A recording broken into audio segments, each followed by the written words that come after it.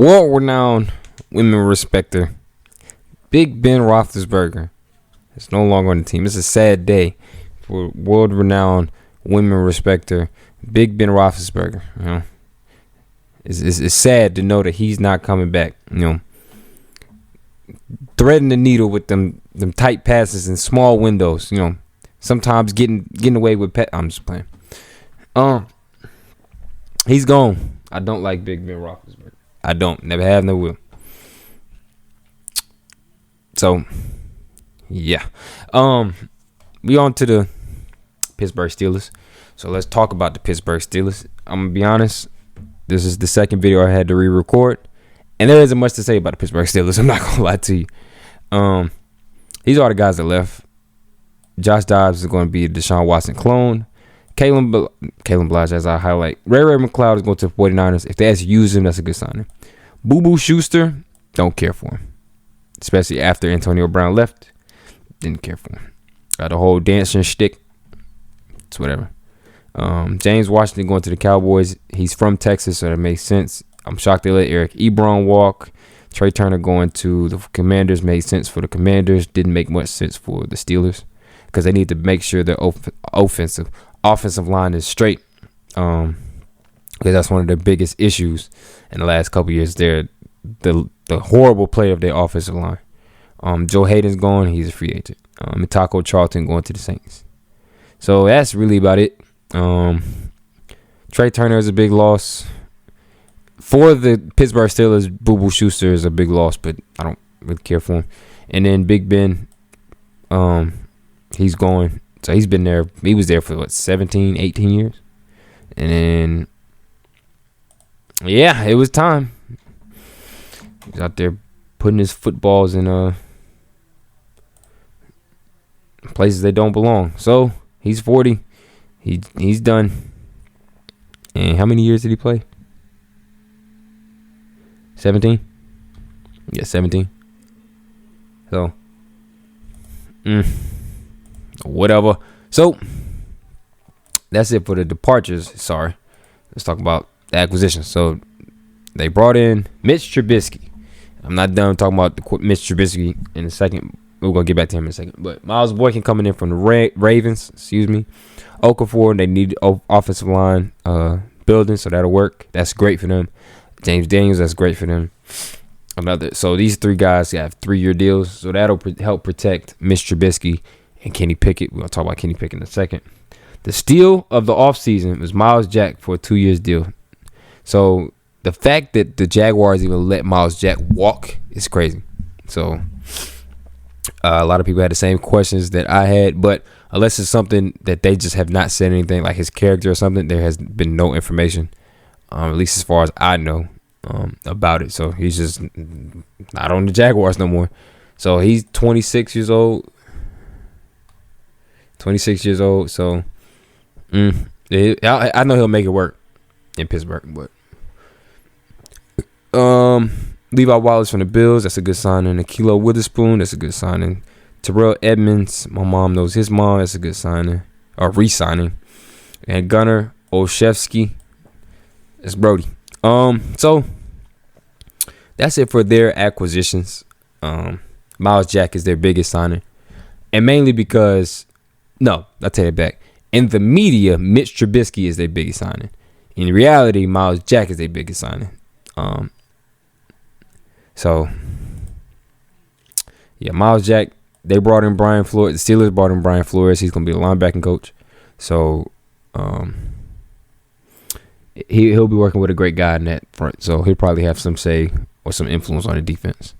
So that's it for the acquisitions. We'll talk about the draft and who they brought in. We all know Kenny Pickett was the first quarterback drafted. I always said he was not leaving the state of Pennsylvania. I knew he wasn't leaving the state of Pennsylvania, and he never left the stadium. So he's in Pittsburgh. Knew that was coming. George Pickens, match him up with Chase Claypool. So those are two real big body receivers that can run up and down the field. DeMarvin. Him, he's a DN, so that'll help on the other side with TJ Watt. Calvin Austin, another receiver, pretty fast guy. Connor Hayward, the brother of Cam Hayward, and I didn't know this until I watched the draft combine, and they said that he was his brother, and they even interviewed Cam as his brother was doing some of the drills. So there's that, and then O-line and another quarterback for insurance. So, they're probably gonna move him to tight end, if I'm being honest, because they still got Derek Watt on the team. Comps will be Kirk Cousins. I don't like Kirk Cousins, but hopefully he'll be better than Kirk Cousins than just a 500 quarterback. So, that's really about it as far as like acquisition. So the schedule, let's do a schedule breakdown. They are going to be at the bottom of the AFC North, mainly because they're going to have to try to find a new identity after Big Ben. I like Mike Tomlin. I really do. He has gone every year without a losing record. I think this really might be the first year he does come down with a losing record. But they do have a bye in the middle of the year. They come to Philly, so we play them. I'm really looking forward to that one because every time we play the Steelers, it's always I ain't gonna say it's always a good game, but there's some foolishness going on. So they got Tampa Bay. They go to Miami on a Sunday night, which would be weird. The division is tough, so they probably gonna go 3-3 in the division or 2-4 in the division, just based on how difficult it is. They go to Buffalo, so I'm thinking that's a loss right there, just because of Buffalo trying to get their revenge from last year. They come to Carolina right before my birthday, and then on my birthday they go to Vegas, or they play at home versus Vegas. I'm sorry, and then they wrap up the season with 2 divisional games. So I didn't understand why they gave the Colts the Monday night game, but I realized that's the Thanksgiving weekend, so that made sense. It's not gonna be that many games, so that made perfect sense. And they got a Sunday night game versus Joey B and friends. So I say the floor for them is like 6 games, like 6-11, 7-10, somewhere around there. So we'll see. I don't know how long it's gonna be before Kenny starts. That'll be a big question or a big topic of discussion. How long will it be before Kenny starts? I don't know, because of Mr. Trubisky and the contract that he signed. So I know he's gonna actually want to play, and not just ride the pine, because he's rode the pine last year or 2, however long he was in Buffalo. So that's that. But like I said, there isn't much to talk about along the lines of the Pittsburgh Steelers, because they didn't make any crazy moves. Like other than Mr. Trubisky, they didn't really make any crazy moves. So let's pull up their salary cap, and then that'll be it for them. Like, I'm trying to find new things to talk about with this team, because that's how boring this team is on the face of it. So, Deontay Johnson's supposed to make $22 million. Oh, calculated market values. So yeah, $72 million dead cap.